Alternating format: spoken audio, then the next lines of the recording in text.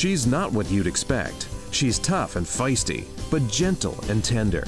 She makes millions and gives millions to the poor. She cries, she laughs, she teaches, she comforts. This is the Dani Johnson Show. Hi, I'm Dani Johnson. Welcome to the Dani Johnson Show. Hey, do you have something in your past that you're really not proud of? Lord knows I do, like so many of them. But there's some things that happen in our past that let's say that we were not the cause of it. You know, as a child, I was molested from the time I was 3 till I was 16. I did not ask to be molested. However, what I did after I was molested was probably not the wisest thing. So there's some things that happen in our life that others have caused that have put us in a position of being a victim. But then what we do with those circumstances determine whether we stay a victim or if we rise up above it and we conquer those circumstances and live a life of freedom as well as adventure. Today, I'm excited to bring to you a new guest to the Dani Johnson Show that I think that you're going to be very blessed by. Kayla Moilanen. She is, first of all, gorgeous. This girl is absolutely beautiful, but she has a past that she could have lived her entire life as a victim. Could you imagine being raped, conceiving a child? Could you imagine feeling that your life is so over, that maybe you're filthy, you're dirty? Why did this happen to me? God, how did you forsake me in this set of circumstances? Like, how could this happen to me? I had plans that were different for my life. This is not what I wanted my life to be. But this young lady has turned it all around. So joining me today is Kayla from San Antonio, Texas. I can't wait for you to meet her. Kayla, come and join us in the show. Kayla, you could have been that person that just said, my life is over. So you were raped. Yes. How old were you? I was 17. I had actually graduated high school early because I wanted to get a head start on life. And yeah, just definitely was not what I had planned. So how did you get into that situation? I was just living life. I was working. And a man attacked me, and there was really, it totally blindsided me. There was nothing I could have done. And like, where were you? Tell me about the experience. Yeah, I was supposed to be meeting up with some coworkers, and it was just him. It was not all of our coworkers together. Wait, was he a coworker? Yes, he was a coworker. Where were you working? I was just working for this company that sold office supplies, and we did outside sales, and yeah, it was totally unsuspecting, and it just was not. So was he the one that kind of organized all the coworkers getting together? Yeah, he organized it. All right. No one else showed up. No one else showed up. So where was everyone meeting? At his house. Oh, on Lord. break. Oh, wow. Yeah. Was he an older man? No, he was a younger man. He was actually attractive. And that's what I think took me by surprise is we think, an abuser looks a certain way or from a certain status, and he just didn't fit that profile. So you didn't have any red flags inside of your spirit about this coworker? Well, what's funny is while I was on my way there, I did have some red flags, and I ignored them. And I just thought, it's fine. There's going to be a bunch of coworkers there. Like, why do I feel this way? And that was really the Holy Spirit warning me not to go, and I didn't listen. So I had the same thing happen when I was 21. Where I was invited to go. Well, I was not a very good girl during this time. But anyway, so I met an older man on a beach, and he invited a whole bunch of us to come and party at his place, and told us he had some really good weed. And well, he actually gave me a portion of it at the beach. It was like, wow, it was really amazing. I'm not a promoter of weed, I promise. I hate it with a passion. I really do. I cannot stand all of this legalization of marijuana. It's like, I want to shout from the mountaintops my personal experience from it. And I have. But anyway, so yeah, I went over and, just all of us were supposed to be at his house. And as I was pulling in, I had that feeling wonder if there's any other women that are going to be here. That's right. What came to my spirit. Is I wonder if there's going to be any other women here. And there wasn't. I was raped the first night and gang raped the second night. Wow. Yeah. I'm so sorry. Yeah. I was so loaded that I passed out. And so that's how I ended up getting gang raped, because I was just completely out of it. But anyway, I'm so sorry. So this is like a break from work. You're going to meet this guy. Were you molested as a child? Yes. How old were you? I was 12. Wow. By who? Yeah. By an extended family member. Which is usually how that goes. Yeah. It's usually abusers are most likely someone you know. And so you really got to trust that Holy Spirit instinct and listen to it. But then there's also, just situations that you can't really prepare for. And, but yet God, picks up the pieces and makes something beautiful out of it. So when you were molested at 12, did you tell your parents that you had been molested? It took me some time. I eventually did. You did. How old were you when you told them? I was 12. It was wow. It was the same year. Wow. I had actually shared it with my sister first, and she was kind of forced me to tell your parents. to tell my parents. Yeah. But it was, it was very hard to talk about, and there's so much shame around abuse. You feel guilty. You feel dirty. And a lot of people, if you haven't experienced that in your past, don't understand why you feel that way. But it is definitely normal to feel that way. Yeah. Unfortunately. Yeah. And painful. Shame is like so controlling. So controlling. Yeah. And so that actually started my downward spiral as a adolescent. I became very promiscuous. Did you? And, I kind of seeked the approval of guys and also control because my sexuality had been, controlled by someone else. And it was woken up early. Yeah, exactly. Yeah, that part, the Bible talks about don't wake up love too early. Right. And that was woken up. The sexual being in you got woken up a little too early. A little too early. Yeah. And people go two different ways. Like some people, I was molested also. And so some of us, you and I, some of us go the promiscuous way, but others of us go the way of like total frigidity. Like closed up. I don't want to say like hating men, that only the ones that become frigid hate men, because did you hate men? Oh, yes. Absolutely. So I did too. So both, and by the way, men have been molested also. It's 1 in 5 boys and 1 in 3 girls have been molested as children. And so the kind of things that it produces, and like you said, the shame, the hurt, the am I cursed, am I not lovable? And so then you're trying to find love and approval from everyone you shouldn't be. So when did you start becoming sexually active? It was that same year. 12 At years 12 old. years old. You gotta be kidding me. Yeah, at 12 years old. With who? Just school boys. What? Yeah. That is so bold. Yeah. That is crazy. It was crazy. So wait a second. So you had sex at 12 with other 12-year-olds? Well, there's lots of things around it, but yes, sexual activity. I understand. Oral sex. Yes. Yeah. Wow. Lots of various things.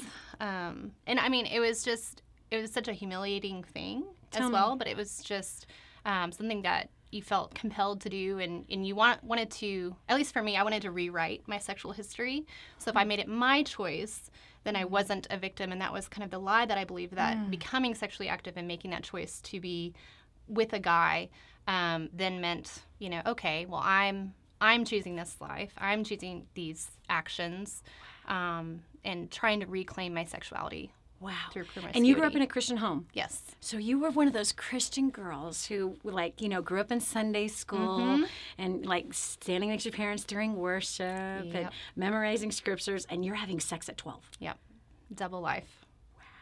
Yeah. And very conflicted. I mean, I was at the altar every Sunday, Tell me about that, because somebody's watching right now that's doing the same thing right now. They are. And you know what? This is what I love about the community and the viewers of our show, because we're really about honesty and just talking about those things that church won't even talk about. Right. Church will not talk about this. Right. I was having sex at 12. Yeah. And we want to hide it. We want to slip it under the rug, pretend like it didn't happen, which then does what? Even makes us more shameful. It does.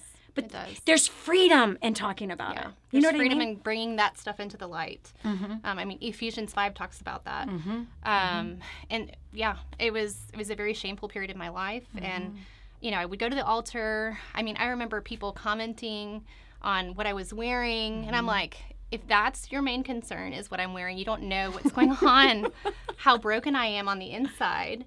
And if someone would just love me and reach out to me, how that would have made a difference, earlier on. Instead of judging you.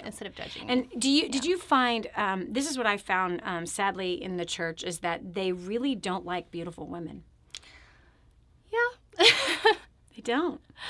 Yeah. They don't. Yeah, that's true. They are afraid of beautiful women. They cut them down.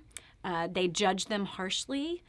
That's been my personal experience and the experience I've had with many. In fact, I have to tell you, this is really a wild thing. I realized this. It was like, gosh, like, this is not nice. And I didn't consider myself beautiful at all, like at all. But I noticed that the other beautiful women in the church were just like avoided. Yeah. They were kind of ignored and left alone, never invited to do anything. Right. You know what I mean? Like and they're married, beautiful women with like, I knew one of them with 6 children and she was gorgeous. She was in her 40s and she dressed like really hip. Like her and her daughter were actually close in age because she had a child like us, really young. Yeah. And so she didn't fit the normal Christian mold. In fact, when I looked, I was like, man, she's kind of cool. Like, she dresses cool. That is, like, so not Christian. Right? Yes. That's like, it's so not Christian, but I kind of like it. Yeah. As though that Christian has, like, a dress code. It does.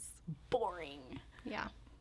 It does. Oh, I was just having a conversation with my friend this week about this very thing. I think she's it's part a of very what makes us beautiful woman. It makes us unrelatable. Shut out. Yeah. Like, and she's like, "What's wrong with me that people don't want to engage? They're like afraid of me."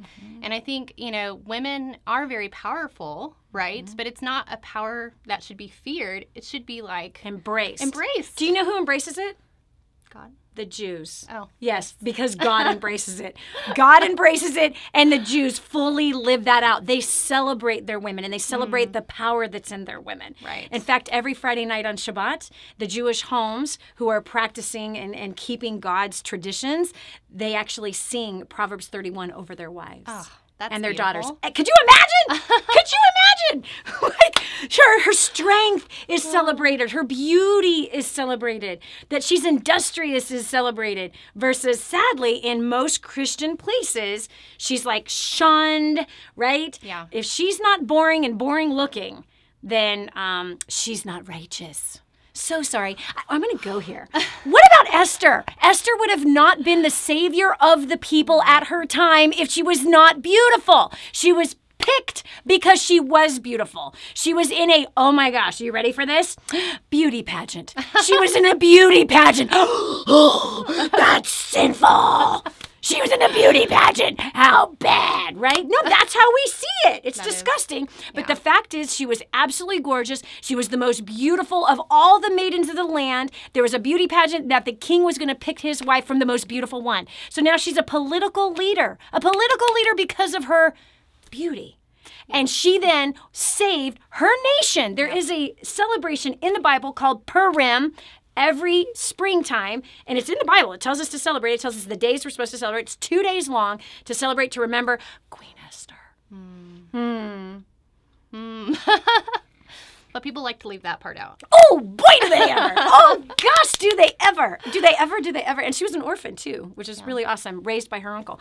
Okay, so anyway, so you were molested at 12. You then become sexually active at 12, and yet you're raised in a Christian home. You do the whole Bible study thing, youth group, right? Were you having sex with anybody at church? No. I did keep that part separate. Okay. Did you go to a public school? Yes. Okay, so you went to so you had another life over there. Yes. Okay, so you're feeling that shame and that guilt. So every Sunday, right, after you're doing whatever you're doing, wherever it is that you're doing it at school at 12 years old in middle school. Hello, friend, you need to listen to this. Here is a woman who grew up in a wonderful Christian home, right? Who had a wonderful Christian upbringing. And you might be thinking right now, I'm a good mom because I've got my kid in youth group and I got him in church. And you might be high and mighty in all your self-righteousness thinking that's all you need to be doing. Nope. No, let's try talking to your child. Yes. Let's try digging into their heart, becoming that safe place. Because sometimes what happens with religious places is that the kids feel like if I'm sinning, then I'm going to hell and my parents are going to reject me. Right. And Yes. and largely why? Because we hear our parents talking about other people. Because we hear the parents judging other people who are not on the right path. And the last thing in the world we want to feel is the judgment that we know our parents are doing to other people, whether it's the other people in the church or other people outside of the church. They are sinful. Yeah. We need to be talking about sex with our kids. Yes. You know, they should not be learning it in public school. They need to Lord. learn it from you. They need to learn Go, girl. Let them ask the questions. Have that conversation with them. It's incredibly important. I didn't realize that in my family we had generations of sexual abuse. And if I had known that, if I had known what, my family had went through in the past, that would have not made me feel so alone. Yep, no question. I want us to go on that because you are doing something with your life. You've started Lavish, which is you are reaching out to the strippers. You are reaching out to the prostitutes, and you are loving on them. And you're creating an environment where they can feel safe and feel the love that comes from heaven. And you're gorgeous, so you're the perfect person to be doing this with them. And so you've turned your life around and using your past as a way to reach into the hearts of others versus reaching in with judgment going, you're a prostitute, you're a stripper, you're going to hell. Yeah. That is never, ever going to lead anybody into any kind of freedom or fullness. And so when you're saying like, man, my family never talked about the sexual abuse that was in our family. Why? Why do they not talk about it? Shame. Shame. Shame. So we're going to keep this stuff hidden. And because it's hidden, now what we've done is we've taken our beautiful daughter and we've put her right in the front lines to be abused. And why? Because she's not even conscious that this happens. Not even conscious. Oh, that doesn't happen in our family. So when it happened to you, you're like, you're going to bring shame on your family. Exactly. Which is terrible. So why did you start Lavish? So I started Lavish about 6.5 years ago, and I actually found out that 90% of women in the sex industry were sexually abused as children. Yeah. I really feel like my life was heading down that path, and had it not been for the support later on from my family and my friends and my church, my life, it was one and the same. So that's why I started Lavish. I just wanted a safe place for women. I wanted women to feel loved and invited in and didn't feel like they have to hide anything or not be themselves. I know what that felt like. I know what it feels like to be ashamed. And so I just wanted to provide a safe space for these women to love them and to empower them. Most of them don't know that they have any other options. 89% of women, in fact, feel like they have no other options, no other means of survival except for this lifestyle. And so we just want to provide options. No judgment, just options and love and encouragement. And that's what we do for these women. And so how do you do that? Like, what's the process of doing that? You go into strip clubs? Yes. You're animal! I love it! Tell me about that. Tell these people about that. Yeah, so we go into strip clubs around town every month, and we bring little gift boxes of hope. And we just say, hey, we're here, we love you, we lavish God's love on them, and we just provide emotional support. We pray with them, we encourage them. And then we also let them know, hey, if you ever want to reach out and you just need a friend, you just want to talk, or you want to go back to school, or you want to pursue anything, hey, give us a call, we will help you do that. So we're just in their corner.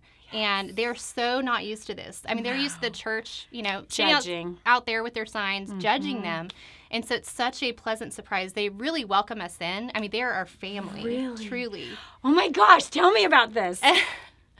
So an interesting thing for me is walking into a strip club and realizing that some of these women accept me more. I need to go do this with you at least once. You should. I'm going to. I'm so excited. I'm going to bring my daughter in love with me too. Yes. I am. Yes, it's wonderful. And my daughter. Oh my gosh. Okay, keep talking. Yes. So some of these women have actually accepted me more than I would say some women in the church. Of course. It's just mind-blowing, right? So God really ministered to me through yes!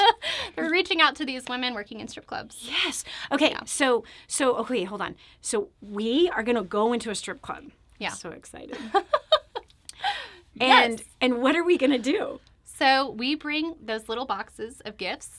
We go directly to the dressing room in the back where kind of the mask is off for a moment. They're not working the floor. Yeah. And we just get to engage. Some of those women, they see us come in, they make a beeline for the dressing room. The DJ announces us and says, the Lavish girls are here. Wow. And they come back and they get their gift. They receive prayer.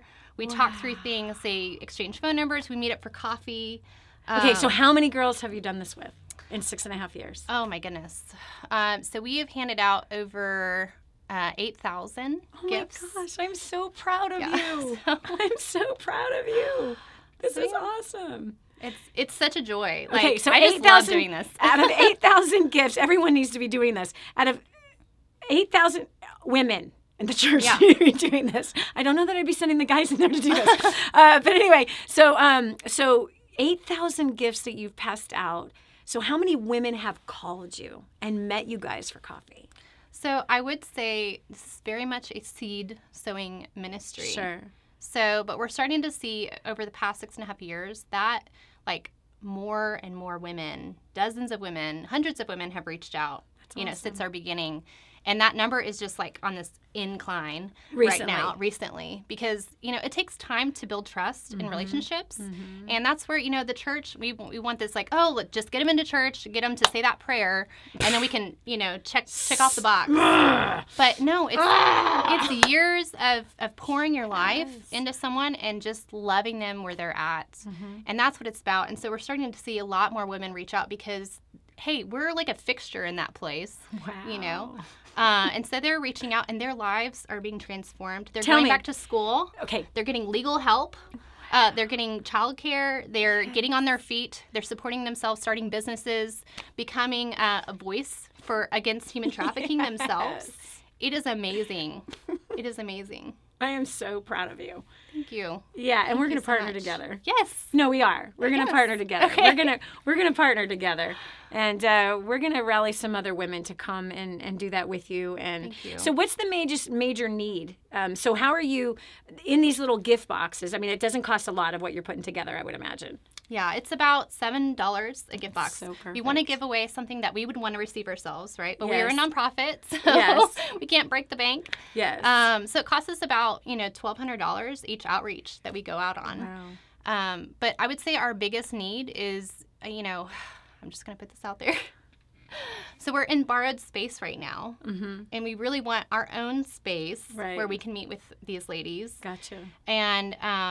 And we want a house. We want a lavish house that is just a safe haven. It's dedicated to the restoration of women. Yep. And offering all kinds of things, workshops, classes. Our meeting, we meet twice a month with these ladies. We share a meal. There's so many beautiful things that happen over these meals that we share with these women. We do mentoring. So just a place where we can do that from. That's our kind of our biggest need is putting money towards that project. That's awesome. That's awesome. Kayla, you are awesome. And I'm just really, really proud of you. You are a beautiful woman. I believe wholeheartedly that God walked you through the tragedy of being molested for the full purpose of being able to reach so far 8,000 women in 6.5 years, to help pull them out of what I call the enemy's camp and to bring them into his beautiful light and his beautiful love. And we as the body of believers, that so many people call themselves a believer, yet they don't live it. You're living it, Kayla. Thank you. You are literally living it. You're making a difference in the lives of those who are hurting because you understand that hurt.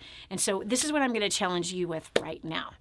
What I'm going to challenge you with is that there's a great chance that you have been molested or raped. Why? The statistics prove it. Yeah. Okay, the statistics prove it. Every single time I'm at First Steps to Success, which is a 3-day intensive training seminar that deals with all those heart issues, by the way, because of our past and helps to unlock us from our past and give us a brand new future and how to use our past to bring us into a beautiful destiny, a destiny that's been calling out to us since we were planted in our mother's wombs. So at First Step Success, we've watched so many people through healing from their past, being molested. We've seen people who have been like totally frigid in their marriages who are now just wildcats. Their husbands are like, yes! And why? There's so much bondage sexually out there. Yeah. And there's so many people that feel even sex with their husbands because of their past, that sex with their husbands is even dirty. And also the men, that they feel like when their wives even pursue them, they feel even dirty because they were molested. And so there's so many different sexual hang-ups that we've discovered for me in the last 30 years that I've been doing what I've been doing. And so if you are that person like Kayla and myself, that you've got that in your past, I want to tell you right now, you are not dirty and you are not shameful. and you are not rejected, and you have not been abandoned by your God. But I promise you this, there is a purpose and a destiny for why this has happened. And he always takes all things and he makes them new. And you're a new creature in him right in this very moment. And it's time that you start walking as a new creature. Just as Kayla had to make that decision as a teenager, as her promiscuous life resulted in a rape and a pregnancy, scary. And then, hello, gosh, one thing to tell your parents I was molested when I was 12 and then hiding with all this sexual stuff that you were doing. And then, I'm pregnant by a coworker that I'm not even in a relationship with. Like, wow, like the shame, the failure that you feel when you have to make that confession is horrifying. And as well as being looked at, because now your sin is no longer hidden. Oh, right. It's on the outside of your body, growing in your belly. So here's the bottom line. I don't care what your past is, especially what your sexual past is. You can have a new start. And I believe that your Creator, the Creator of the heavens and the earth, has something so profound for you to use your past for. So powerful. And he will guide you. He will lead you if you are willing to learn what you have to learn from the past instead of continuing to use it as a way to beat people up or to keep people out. Instead of using it to control and manipulate, that you can be free from it. You can be completely released from it, and you can rise up, step up, and do something great with your life. So here's the deal, friend. I want to start you on the path of recovering from your past. If you are one of those pastaholics, like just dwelling on that stuff, and you've found yourself in that place, even that, yes, man, I've got sexual hang-ups because of my past. Well, friend, let's start first with this very first steps. First Steps to Wealth. It's a simple book. And it is step by step. Literally, this book is when, right after, I was a homeless woman and I was raped while I was homeless. I was molested from the time I was 3 until I was 16 years old. I had a terrible past with sex because of being molested. How did I break free from that stuff? This would be the first steps, and it's free. If you go to DaniJohnson.com, you can download a free copy. It's going to start the process of moving you where you need to go so that you can get free from the things of your past. And if you really want like quick results, then I invite you to come join us at First Steps to Success in August in Los Angeles. Check the website for the next event. And if you want to be a part of what she is doing with Lavish, you want to be a part of making a difference in the sex trade and being a lover of these women to help pulling them out of the life in which they've been entrapped in. You want to help bring healing, restoration. You want to help bring the Spirit of the living God into their lives in such a profound and strategic way. If you go over to kingsransom.org, King's Ransom is now partnering with Lavish, and we're going to help to support them. And right now we are on a campaign with 1,000 slaves we want to free from the sex trade. And it's more towards children. And I would imagine that many of the girls you're talking to entered in when they were still teenagers, right? Molested as kids and don't see a better way. And so right now we're on this campaign of freeing 1,000 women and boys and girls and women from the sex trade. And so if you go to kingsransom.org and you click on that campaign and just write in, if you're giving right now to help donate toward this, just write Lavish. Write Lavish, and 100% of the funds that come in to King's Ransom, when you write in Lavish, so you'll see it right on the homepage. You'll see a slide on the homepage where it says 1,000 slaves freed. That's what we are on a campaign to do. We're going to help 1,000 kids. Let's help her. Let's help Kayla and her team help more women come into freedom and come out of this place of bondage and find solutions. I love it that they're starting businesses. They're going back to school. They're changing their lives. Transformation is happening because of the example. So let's help support this. Let's help get these kids out of the sex trade. Let's help them find the love of the living God. So if you go to kingsransom.org right now, again, you'll see free 1,000 slaves. It's 1,000 kids we want to get out of the sex trade. When you go to give, I don't care if it's $1, $10, or $10,000, just write Lavish. In the comments, you'll see exactly what I'm talking about. It's very, very easy. Thanks so much for joining us today. Thanks for coming out. Thank you so I really much. appreciate it. And by the way, I'm coming. I am so coming. We I'm are so so going to looking do forward this. to this, And yes. I'm bringing some women with me. Okay. And this will be like such an, I got a couple of daughters. I've got a couple daughter-in-laws, maybe a few people that are on our staff. This will be like so much fun. Oh, yeah. Anyway, It'll so be great. thanks for coming. Thank All right. you. Thanks so much. Have a great rest of the day. Bye-bye.